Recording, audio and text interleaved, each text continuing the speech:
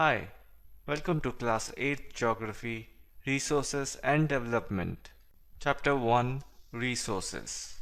So, what is the meaning of resources? Anything that can be used to satisfy a need is a resource. So, this sentence over here speaks a lot about this chapter. There are almost unlimited examples on this planet Earth that can be covered behind this sentence. Let's go through some basic examples. The water you drink for thirsty. That's a resource. Water is a resource. And then electricity that we use in a house. It is a resource. And again, the way we use transportation, rickshaw, to get home from school or anywhere, that is again a resource. So this is all that we are going to study in this chapter.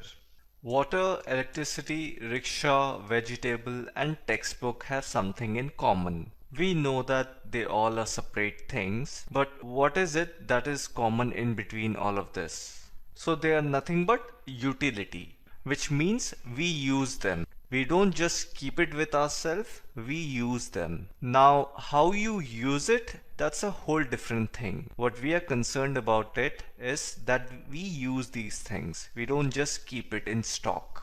Therefore, utility or usability is what makes an object or a substance a resource. I hope this line is absolutely clear.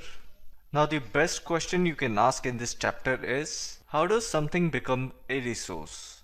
What it means is, for example, if I give you electricity and you don't know how to use it, then how do you turn that into a resource? You go to school and colleges to learn, and you learn something.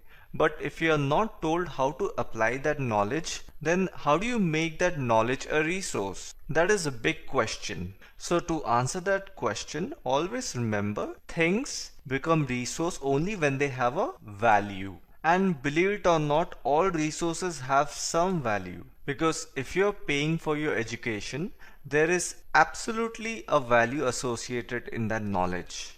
Otherwise, the teachers or the college wouldn't have rolled out that kind of syllabus or curriculum to be studied. If a certain amount of energy, money, or any kind of other effort has been put into something, then it automatically becomes something of value, because you don't want to waste time behind something which is not of any value. Therefore, value means worth. Now, as we said, all resources have some value, but some resources have economic value and some do not. The meaning of economic value is if it is useful to a country's economy, GDP. Because if you're not productive and not part of that big chain of making and circulating money, then you are not adding any economic value to the country. So when you work, you pay taxes.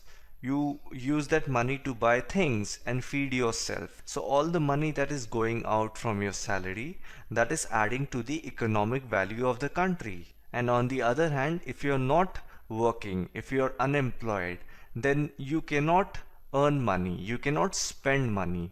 Therefore, you are not of any economic value. So this was a high-end example from myself.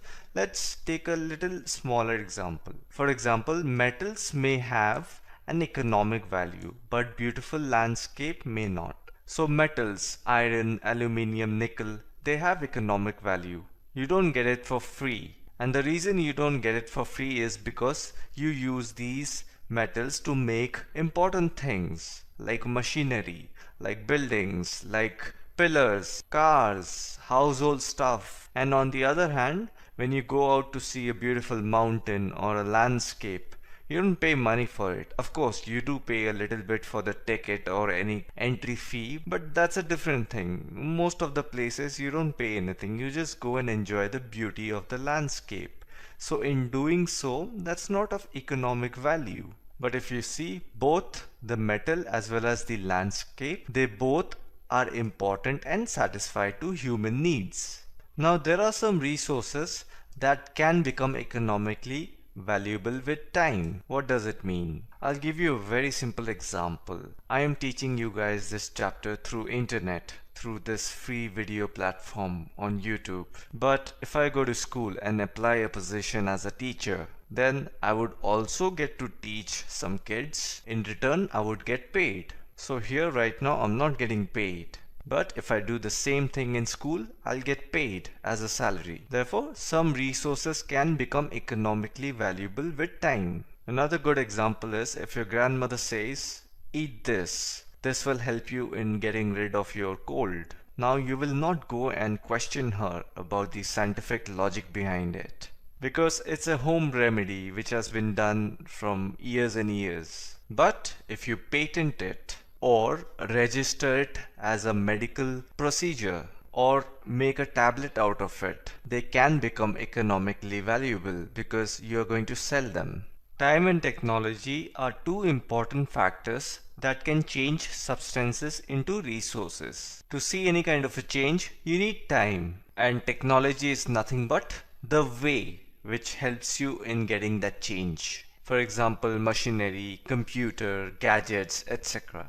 So if you see, most of the things around us, they've been discovered or invented many years back. And over the years, we have studied the same discovery and invention and have modernized it. So if you see, hydroelectricity is a technology which turns the flow of water into electrical energy. So it is an important resource.